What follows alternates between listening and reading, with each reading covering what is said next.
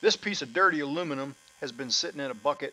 It got wet. It's been in there with some steel for at least a couple of years. That cleaning action is really working hard here to try to break that stuff up, but this is not what we're looking for. Same piece, cleaned briefly with a flap disc that's designed to work on aluminum. It's designed not to produce a lot of heat so it won't smear oxides. And so it just removed oxides without smearing any oxides into the base metal. Let's just quickly run a bead on that same piece of aluminum. This just squishes all the fun out of TIG welding aluminum. Crud floating around in the puddle, and it's almost a guarantee if we were to grind that off, sand it off, it'd be some porosity in that. All right, so what is the proper way to clean aluminum? Well, in my opinion, there's no single proper way. It's only what's appropriate for the application. Let's just open up the conversation some more. Let's get with it. I got a free sample wheel at a Fab Tech one time. This one's made by Walter and it's designed for sanding aluminum.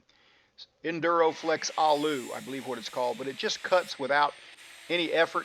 You don't generate any heat, so you don't smear any oxides.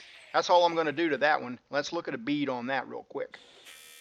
Aside from me flopping the tip of that filler rod all around here, it's welding pretty clean. Nice shiny puddle, not a whole lot of crud floating around in there.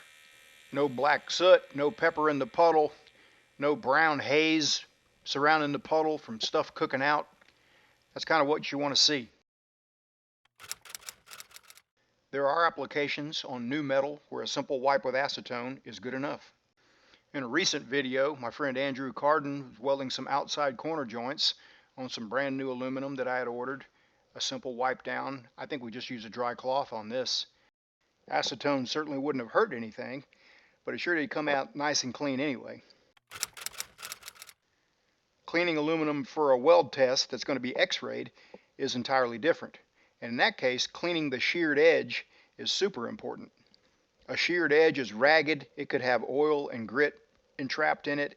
And if I had to choose one thing to do and one thing only, I would file that sheared edge for a weld test. On a test, I would wipe it down with acetone first and file the edge, and then use a fine stainless steel, low RPM with low pressure so you don't smear any oxides into the base metal, and make sure to wipe the filler metal also. Every little bit helps on a weld test. If you clean everything right and you've got the right argon, the right cup size, the right flow rate, when your weld puddle comes out nice and clean and shiny with no specks in it, you got a lot of confidence that you're going to pass that test. But you don't really know for sure until the x-ray results come back. There are aluminum cleaning solutions available that sometimes work pretty good. Usually they're an alkaline-based type of a cleaner with sodium hydroxide and some other things in it. Just depends on what you're doing. For this particular video I did, I washed it down with that Dynaflux cleaner, made for a nice clean puddle and a nice finish. For cast aluminum, you do what you can do. You grind, you use a carbide burr, you wire brush, you get it as clean as you can, but sometimes there's just still stuff in there. And one thing I've found to help is just to kind of let that cleaning action do a little cooking first before you puddle the metal. And also, a gas lens helps. I like a number 8 for cast. A gas lens actually makes that cleaning action fan out a little bit more than a standard cup. Usually. There are exceptions. Another thing with cast aluminum is just not to outrun your cleaning action, so you kind of want to go along nice and slow. If you have some tricks for cleaning aluminum or a preferred method that works great for you, drop them in the comments. We'd sure all like to know. All right, let's start with some cleaning supplies here. Tub of towels, heavy-duty cleaning wipes. I've also got these little alcohol preps that can be used for first aid as well as cleaning your filler metal. Scotch Shop paper towels, Scotch Brite, purple nitrile gloves for when you're using acetone, 3M N95 masks, simple wraparound safety glasses from 3M, earplugs.